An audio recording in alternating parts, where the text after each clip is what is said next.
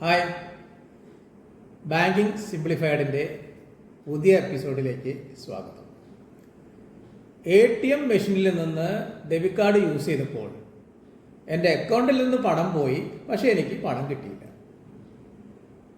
അല്ലെങ്കിൽ എനിക്ക് കിട്ടിയ പണം കുറവാണ്.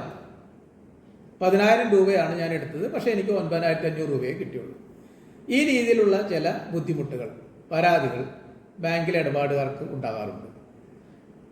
ഇങ്ങനെ ഒരു ബുദ്ധിമുട്ടുണ്ടായാൽ അതിൽ പ്രത്യേകിച്ച് ഒരു ടെൻഷനും വേണ്ട, ഒരു ആശങ്കയും വേണ്ട.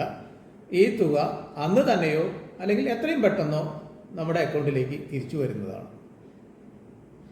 ഒരു പക്ഷേ ATM മെഷീൻ്റെ എന്തെങ്കിലും ഒരു തകരാറ് കൊണ്ടാവാം, സാങ്കേതിക തകരാറുകൾ കൊണ്ടാവാം, വൈദ്യുതിയുടെ എന്തെങ്കിലും ബുദ്ധിമുട്ട് കൊണ്ടാവാം, അല്ലെങ്കിൽ ഈ ATM ഡെബിറ്റ് കാർഡ് തന്നെ മെഷീൻ റീഡ് ചെയ്തപ്പോൾ വന്നിരിക്കുന്ന എന്തെങ്കിലും ബുദ്ധിമുട്ടുണ്ടാവാം.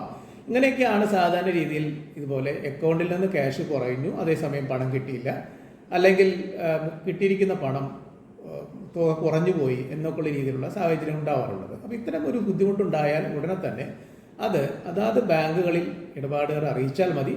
ഉടനെ തന്നെ ബാങ്കുകൾ അതിന് ഒരു പരിഹാരം ഉണ്ടാക്കി നൽകുന്നതാണ്. തുക അക്കൗണ്ടിലേക്ക് തിരിച്ചു തരികയോ അല്ലെങ്കിൽ കുറഞ്ഞിരിക്കുന്ന തുക ആ കുറവ് നികത്തി തരികയോ ഒക്കെ ചെയ്യും.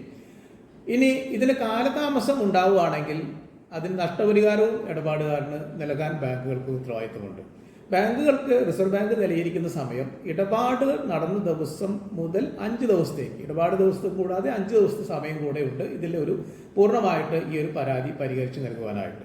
അങ്ങനെ ഈ 5 ദിവസത്തിൻ്റെ കാലാവധിക്കുള്ളിൽ ഈ പരാതി പരിഹരിച്ച് നൽകുന്നില്ലെങ്കിൽ അടുത്ത ദിവസം മുതൽ അതിൽ വരുന്ന താമസം വരുന്ന ഓരോ ദിവസത്തേക്കും 100 രൂപ വീതം നഷ്ടപരിഹാരത്തോട് കൂടെ വേണം ഈ ഒരു പരാതി പരിഹരിച്ച് നൽകുവാൻ. അപ്പോൾ ഇടപാടുകാരന് അദ്ദേഹത്തിന് ലഭിക്കേണ്ട തുക കൂടാതെ നഷ്ടപരിഹാരമായി 5 ദിവസം കഴിഞ്ഞു വരുന്ന കാലതാമസത്തിന് ഓരോ ദിവസത്തേക്കും 100 രൂപ വീതം നഷ്ടപരിഹാരവും ലഭിക്കാൻ അവകാശമുണ്ട്.